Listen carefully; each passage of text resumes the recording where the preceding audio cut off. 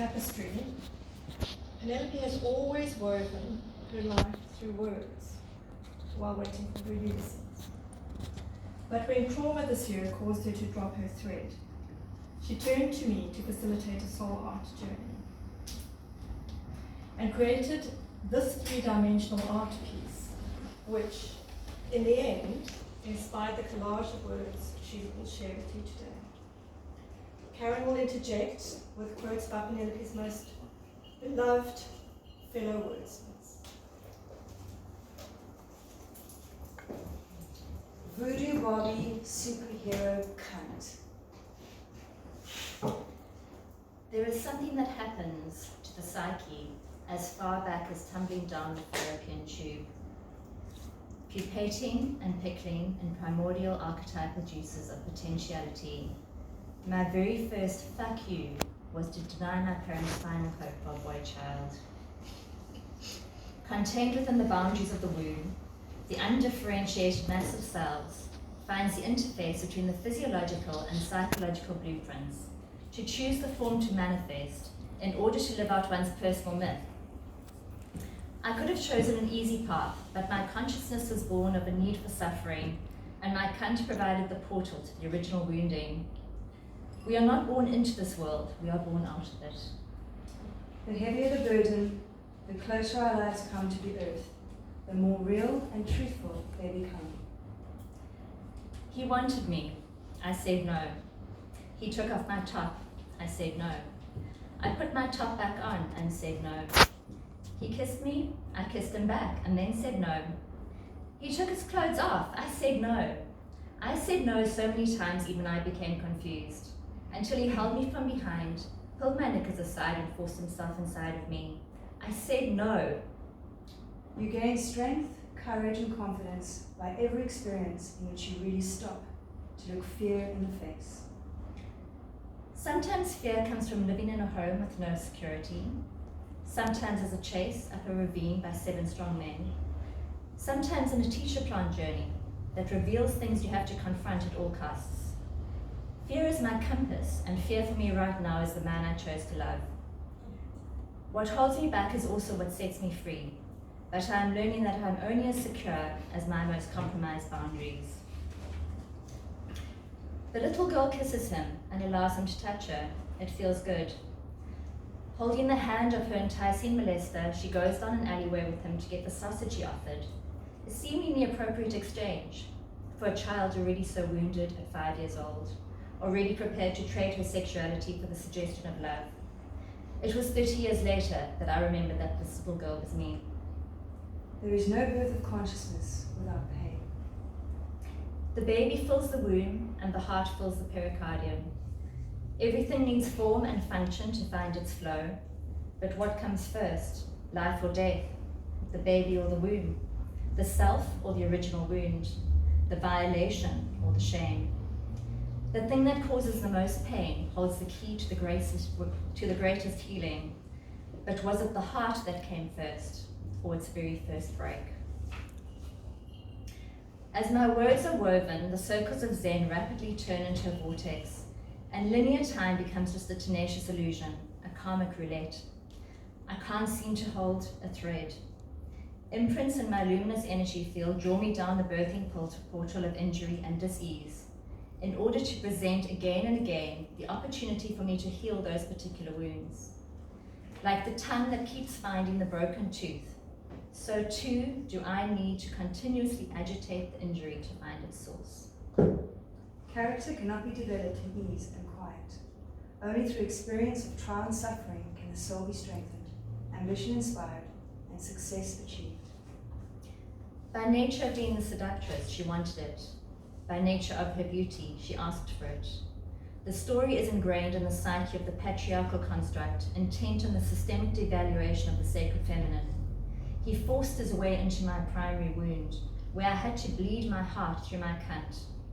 Trust, tattooed in Sanskrit on my left hip, pulls me back like a thread I unwittingly, yet deeply consciously tease out of place.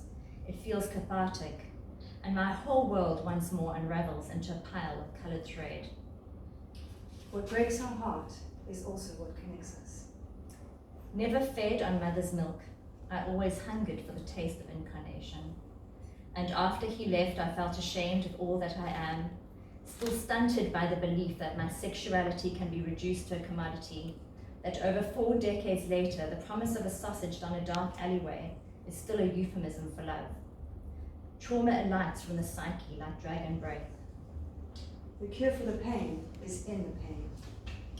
Art, like writing, breathes, expanding and contracting as it finds its rhythm. As my words resisted taking shape on paper, I turned to a soul art journey, to find structure for this baby to be birthed from my psyche that seemingly just needed a different format to express itself. I cut straight through my heart with pinking shears and then stitched the 2 sides back together with just enough room to flex, hoping to find physical resonance with this notion.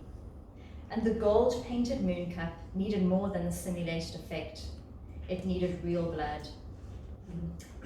I have the Chucky complex, I said, perhaps making it sound more like a joke. It's not the usual first date confession. I want to risk it all with you, a more difficult confession than the first, but it was like pushing a finger into a tornado. It couldn't be contained, and the circle of zen was broken. You're addicted to the pain, he said, an M&M type accusation. I pour the gasoline, he strikes the match. Gaslighting also burns like fire. Death is a comfort. It's so insane, because when it's going good, it's going great. I'm Superman, the wind at his back. She's Lois Lane. But when it's bad, it's awful. I feel so ashamed. I snapped. Who's that dude? I cannot even know his name. I laid hands on her. I never stooped so low again. I guess I don't know my own strength. I was born the Catherine, seeking out her Heathcliff, the Gemini twin, seeking out that other part of myself. Drawn by my own death instinct to Virginia Woolf and Sylvia Plath, I was born with a compulsion to rage against living out my personal myth as a girl child, a feral being thrown into a dysfunctional suburban family, intent on a sort of respectful normality. I was an anomaly, a gender discrepancy, intent on stabbing holes in this current reality and seeking out universal truths from the breaking points of my soul. It's always darkest before the dawn, they'd say. So I did with my art what I couldn't do with my writing. I made voodoo effigies of us, stuck with pins on a stitched up heart that holds no more flames, only the embers of a burnt up house. Transmutation hides under the hood of the reaper. Some of us aren't meant to belong. Some of us have to turn the world upside down and shake the hell out of it until we make our place in it. I could only push up against the outer limits of what I was prepared to exchange for love, through being violated by the person I trusted the most. He seeks shelter, I want the fire. He seeks the cave, I want to walk off cliffs. He seeks to just survive, I want to live. I don't want easy, I want real. The wheel spins and my king of hearts absconds. Sometimes the dawn eludes us.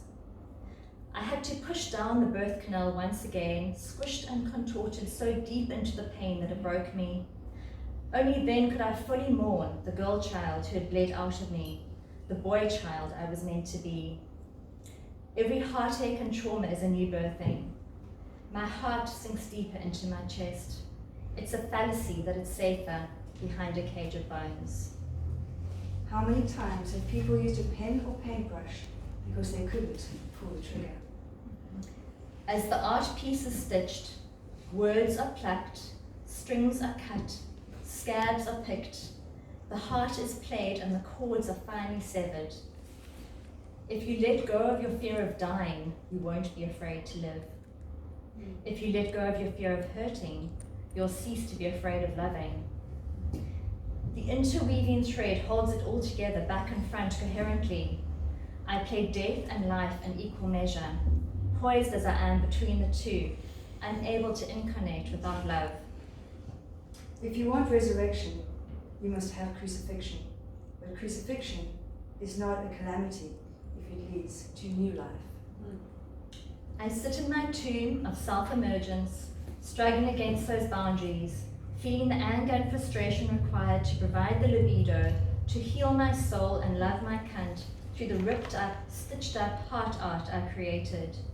The universe speaks through me in its peculiar way, and I eventually emerge into the light once more. Voodoo Barbie gazes with a benevolent smile. Her arm is raised, but there are no more knives in her hand.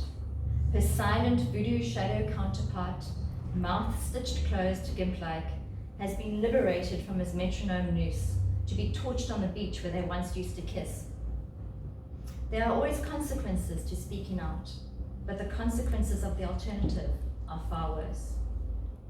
In short, the greatest gift of relationship proves to be that, as the result of encountering each other, we're obliged to grow larger than we had planned.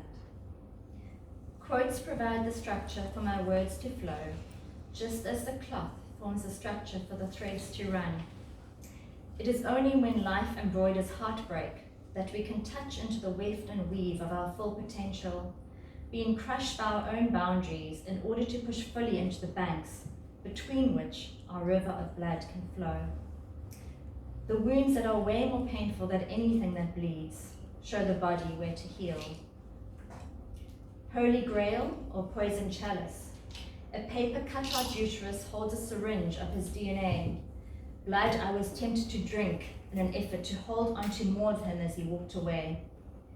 He could never really see me, so Chucky crossed his voodoo eyes with black thread and gave him a button monocle to see through the illusion. I wanted my eyes to be ripped out too, for perhaps the dark could help me see what I had so tragically missed. Words, like stitches, like wounds, need the spaces in between. Each breathes the other into being. My tapestry, now embellished with my soul, our DNA, and my life force, is a work of art that speaks to me my archetypal truth. Something is always corrupted in the process of development, and the symptom creates the bondage from which to break free.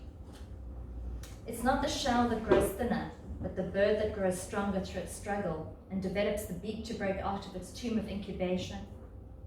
Have I changed? Is my heart not still broken? Your pain is the breaking of the shell that encloses your understanding. Jung spoke of holding opposite values so that a third force may arise and emerge. This is the balance, the equipoise, the place where discord finds a tune, a resonance. Musical instruments are strung taut to produce the sounds of the symphony.